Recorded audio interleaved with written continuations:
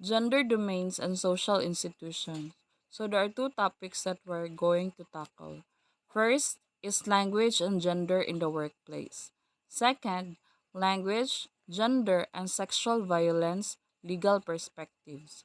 So lessons 1 and 2 emphasize the point of view of gender and language, especially in the workplace, their relation and its difference in how men and women react or respond to a particular situation. It is being introduced in this module that language is a potent tool for how humans understand and participate in the world. It can be designed how we see society. It is a part of the culture. In this regard, language is not a neutral force. It enforces certain ideas about people, including gender. Quintanar and Angela Thompson, year 2014, focused on three aspects of language that inform how gender is shaped. Language articulates consciousness, reflects the culture, and affects socialization. On the other hand, language is also a process that represents one's views, beliefs, and experiences. In addition, violations of gender fair language are also presented in this module, which you can reflect the ideas into real life situation. In this lesson, we will be able to acknowledge the most relevant communication styles applies to men and women in general. The ideas presented are anchored with empirical research and experiences that brought us the basis to represent one's views and beliefs on gender's language in the workplace, and it is sexual violence related to language and gender. The end of this discussion you are intended to achieve and will be able to do upon the successful completing in this topic.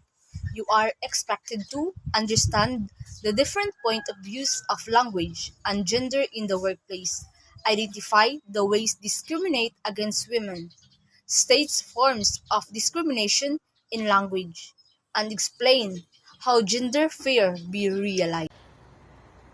Regarding to the statement indicated on the picture, Miss, you are perfect for this job, but sorry, we are looking for a male candidate. Is the female a victim of nothing, a victim of gender discrimination, or a victim of sexual harassment? We all know that the female is a victim of gender discrimination, or what we call direct discrimination.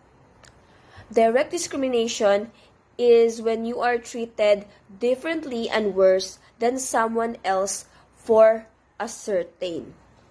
To give you another example, an employer only wishes to employ barmaids in their bar and refuses to employ a man. That would be direct discrimination, and the man could compare himself to more favorable treatment that's been given to a woman. Therefore, direct discrimination can never be justified except on the grounds of age. Observe and ask yourself, how do I speak to my female and male friends? Do I shift my tone or word choice? We all know that communication takes place whether your friend is a male or a female. To generalize my thought, communication between male or female friends is established into relaxed and informal communication, or it depends on the degree of intimacy. Second question, how do you use communication to assert yourself and your ideas? How do you think people of the other gender would use language to assert themselves? Would it be the same or different? Why or why not?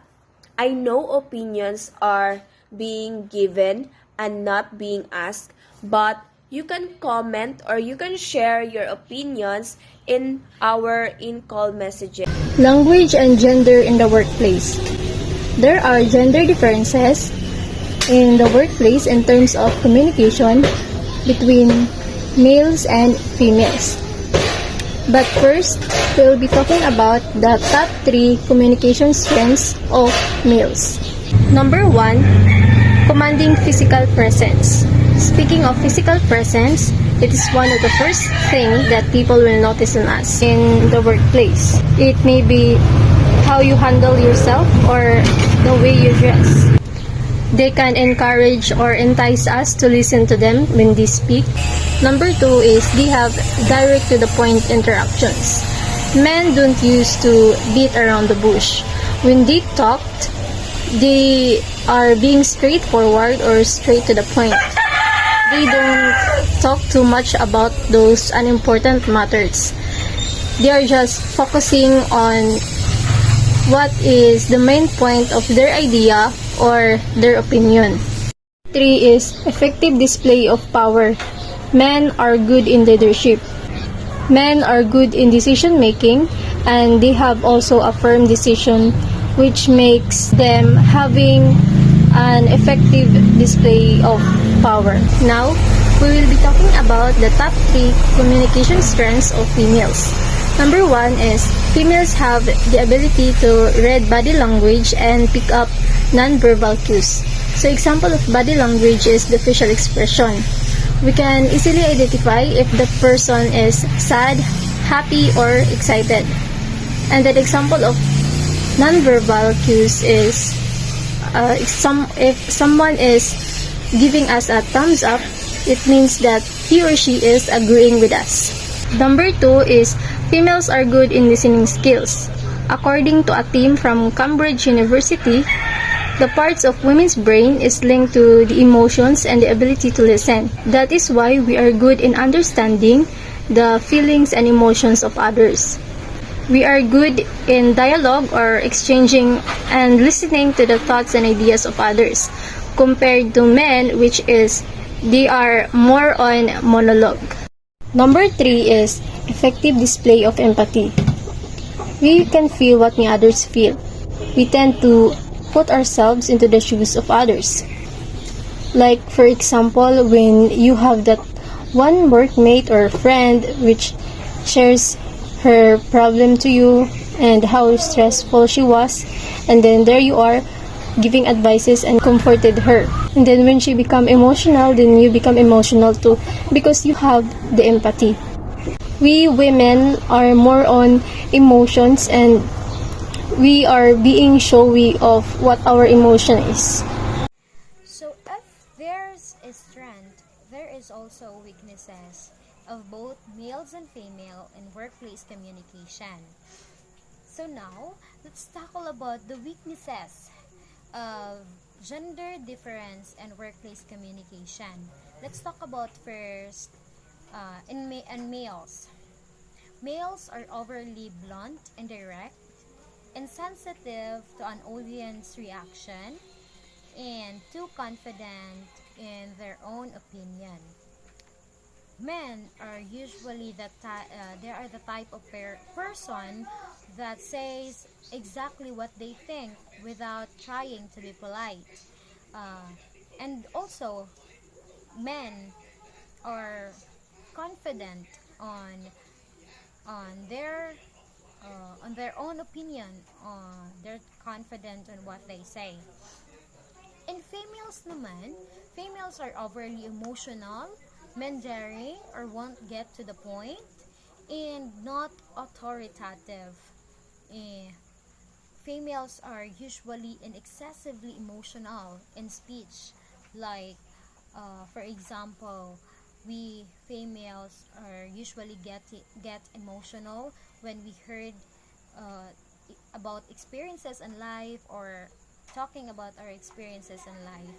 We usually cries after feeling some sympathy, or what kind of feeling that hurt our heart. So, and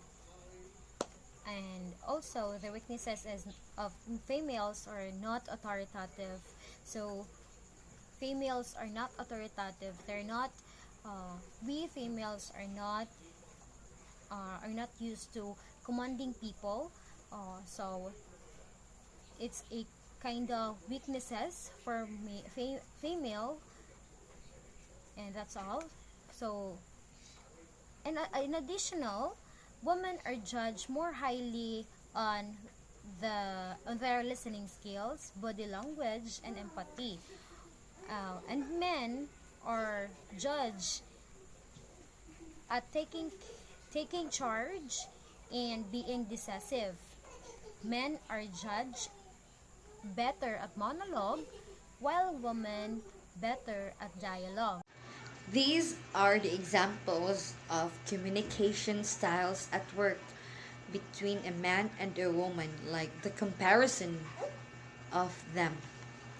First, in the woman, a good listening skills include making eye contact and reacting visually to the speaker. Compared to a man, listening can take place with a minimum of eye contact and almost no non-verbal feedback. Second, to a woman. When a woman nods, it means she agrees or encouraging another to continue speaking. While compared to a man, when a man nods, it means he agrees. And the last, to a woman, emotionally expressive and have less ability to controlling their emotions display.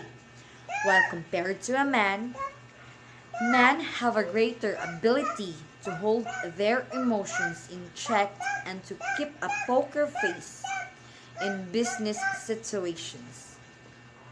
And that's all. Thank you. Moving on to our topic, language, gender, and sexual violence, legal perspective. Many gendered assumptions are present when it comes to language. Language defines men and women differently as seen in common adjectives associated with these genders. Unequal relations can stem from statements that trivialize one gender's experience or perpetuate one gender's supremacy. It evaluates gender in so much as language trivializes or devalues certain characteristics. Language plays a central role in human cognition and behavior and is one of the most common mechanisms by which gender is constructed and reinforced. The use of generic masculine terms to refer to both sexes has been a long-held norm and practice, renders women invisible, and could result to the non-consideration of their needs and concerns in all aspects of the development to the language. Trivialization of women. Subordination and trivialization are ways of using language that reinforce the men's traditional dominance over women, or belittle or insult women. Trivialization is any language which makes something seem unimportant. The first example of trivializing women is bringing attention to the gender of a person. If that person is a woman, the use of lady, girl, or woman along with the noun brings attention to the gender of the person rather than to the job or the function. For example, for women includes girl athlete, woman doctor, lady guard, and working wives. For men who enter traditional female jobs such as male nurses, male nannies, and male secretaries. The second example of trivializing women is the perception of women as immature. Women may be labeled as darling or baby by those who do not know them, making them appear childlike or juvenile. The last example is the objectification, or liking to objects of women. By being called honey, sweets, or chick, women became devalued, especially if they are in the environment that merits formality such as the workplace.